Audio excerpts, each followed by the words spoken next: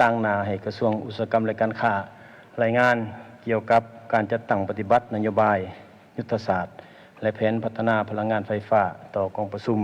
สมัยสามัญที่9ของสภาแห่งชาติสุดที่9กองประชุมสภาแห่งชาติได้เห็นดีเป็นเอกภาพต่อกับทิศทางมาตรการการจัดตั้งปฏิบัติบรรดานโยบายนิติกรรมกลไกต่างๆในการพัฒนาพลังงานไฟฟ้าของรัฐบาลในกองประชุมสมัยสามัญเทื่อที่9ของสภาแห่งชาติสุดที่9ในวันที่12มิถุนายน2025เพื่อให้การจัดตั้งปฏิบัติเวียกงานพลังงานไฟฟ้าในประเทศเฮามีผลประโยชน์สูงสุดให้แก่ประเทศชาติกองประชุมมอบให้รัฐบาลเอาใจใส่จัดตั้งปฏิบัติเพิ่มเติมดังนี้ 1. ให้กวดกาคืนบรรดาโครงการลงทุนด้านพลังงานไฟฟ้าที่ได้เซ็นสัญญาสัมปทานกับรัฐบาลโครงการที่อยู่ในขั้นตอนการขออนุมัติเซ็นสัญญาสัมปทานและเนื้อในสัญญาสัมปทานโครงการต้องกำหนดให้ละเอียดจะแจ้งพร้อมทั้งปฏิบัติมาตรการอย่างเด็ดขาดต่อกับโครงการลงทุนที่ได้รับอนุมัติแต่บ่มีการพัฒนาโครงการที่ดำเนินงานบ่ถูกต้องตามกฎหมายและระเบียบการ 2. ประสานสมทบกับองค์การปกครองท้องถิ่นและผู้พัฒนาโครงการพลังงานไฟฟ้า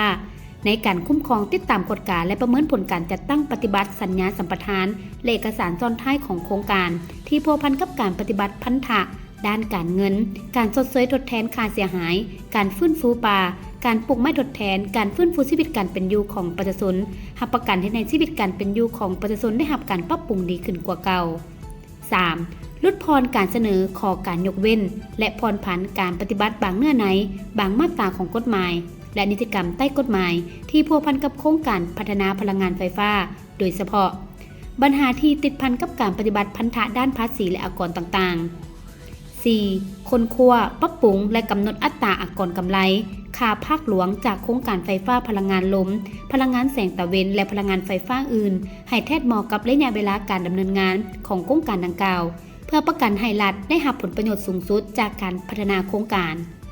5. พัฒนาพลังงานไฟฟ้าต้องเล็งใส่รับประกันสนองไฟฟ้าให้สอดคล้องกับความต้องการในการพัฒนาเศรษฐกิจสังคมก็คือรับประกันการตอบสนองความต้องการของประชาชนและการวางแผนการพัฒนาพลังงานไฟฟ้าต้องให้สมคู่สอดคล้องและไปเคียงคู่กับการพัฒนาของแขนงการอื่นที่เกี่ยวข้องให้ทุกภาคส่วนที่เกี่ยวข้องได้เข้าร่วมแต่หัวทีเพื่อประกันผลประโยชน์รวมร่วมกันและลดพรการนำเข้าไฟฟ้าจากต่างประเทศ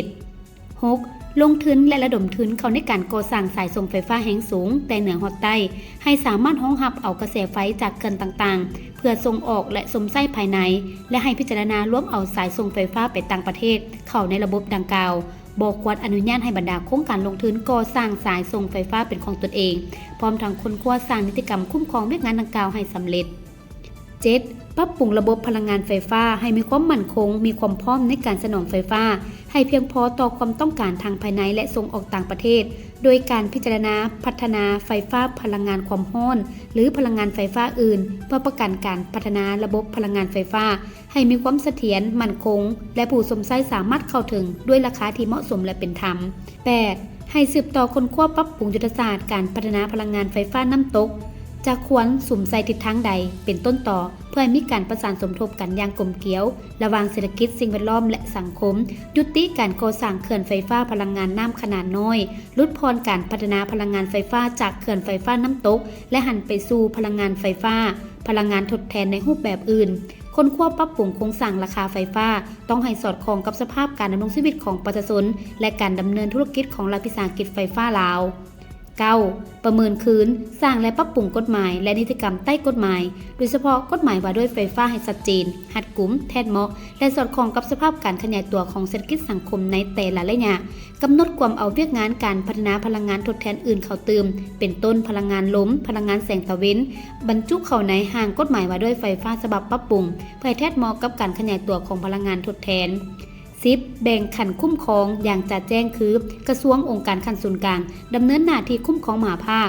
มอบความรับผิดชอบในการจัดตั้งปฏิบัติโครงการให้แก่องค์การปกครองท้องถิ่น 11. สร้างและยกระดับบุคลากรทุกระดับในแขนงการไฟฟ้าให้มีความรู้ความสามารถความชำนาญงานเฉพาะด้านและการเก็บความพร้อมด้านต่างๆในการคุ้มครองและบริหารจัดการบรรดาโครงการพัฒนาพลังงานไฟฟ้าที่จะถูกส่งคืนมอบให้รัฐบาลภายหลังสิ้นสุดอายุสัญญาสัมปทานโครงการ